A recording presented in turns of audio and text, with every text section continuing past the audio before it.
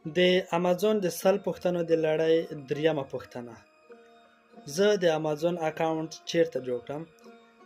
هر څوک چې غواړي په امازون کې خپل کاروبار شروع کړي او یا هم د امازون له طریقه خپل پروډکټ خرڅ کړي، دوی مجبور و مکلف دي لومړی په امازون کې خپل حساب خلاص کړي. د دې حساب د خلاصولو لپاره هیڅ څوک هیڅ چیرته نه ځي، فقط خپل کمپیوټر او یا هم موبایل راخلي، په آنلاین ډول په مکمله پروسه مخکې وړي. ساده طریقه ده، کټ مټ لکه یو څوک په نور پلیټفارمونو کې چې خپل ځان ته حساب خلاصوي، همدا ډول په امازون کې هم حساب خلاصیږي. لکه څه ډول چې په فیسبوک کې خلک خپل ځان لپاره حساب خلاصوي، ساین اپ او یا هم رجستر اپشن وهي او هغه مربوطه معلومات چې د دوی اړوند دي هغه درج کوي، له هغې وروسته یو حساب خلاصیږي. امازون هم کټ مټ همدا ډول دی. په ګوګل کې امازون سیلر سنټرل لیکل کېږي، هماغه مربوطه